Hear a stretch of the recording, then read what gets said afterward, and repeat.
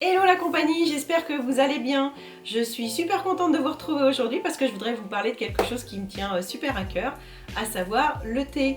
Je sais pas si vous vous souvenez, mais dans ma première vidéo, je vous expliquais que j'aimais pas boire de l'eau et que j'aimais bien boire du thé et que j'en buvais en fait du matin jusqu'au soir. Alors je me suis dit que j'avais envie de partager ça avec vous. Et puis je vais vous expliquer comment je bois mon thé, ce que je bois comme thé, puis peut-être que ça va vous donner des idées. Alors le premier que je vais vous présenter, c'est le Cashmere Chai. Décidément aujourd'hui, j'y arrive pas. Quand ça veut pas, ça veut pas. Hein. Donc, le Cashmere Chai. C'est un thé que j'affectionne particulièrement parce qu'il y a un pays que j'ai visité et qui m'a vraiment transporté à plein de niveaux, y compris d'un point de vue gustatif, c'est l'Inde. C'est vraiment un thé que je bois depuis que je suis revenue d'Inde et ça va faire 20 ans maintenant et j'en bois tout le temps avec un petit nuage de lait, ce qui atténue un petit peu son côté épicé. C'est un thé noir, il y a plus de théine, donc c'est un thé qu'on boit plutôt le matin parce que c'est un thé qui booste. On a de la cardamome, du gingembre, de la cannelle et du clou de girofle et puis évidemment du thé noir. Ça a beaucoup de goût, beaucoup de saveur et avec le nuage de lait ou de crème, c'est doux, voilà, c'est doux en bouche. Je reste dans les thés du matin. Il y en a un autre que je bois aussi, que j'ai découvert un petit peu plus tard. En fait, je cherchais des chai et puis j'en trouvais pas. Et donc je suis tombée sur celui-ci qui s'appelle Sweet Love. Tout un programme.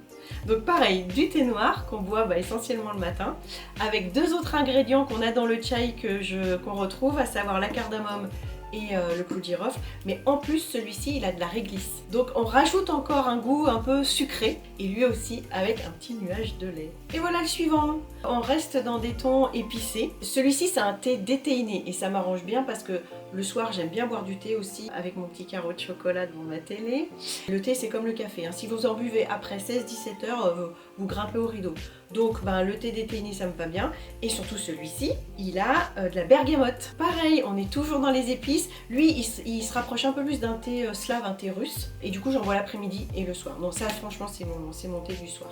Celui-ci, c'est un thé de l'après-midi. Il s'appelle... oui, Tropical White. J'ai fait ma coquette. J'ai pas voulu mettre mes lunettes, mais c'est stupide. C'est un thé à la fois vert et blanc. Ce sont des thés qui sont le moins transformés, ils sont moins théinés. C'est pour ça que je les prends l'après-midi. Il est super bon, moi je l'adore. Il est super frais, il est léger parce qu'il y a de la mangue et de la passion en plus dedans. Il a un petit goût fruité mais pas trop agressif. Je l'ai jamais essayé froid.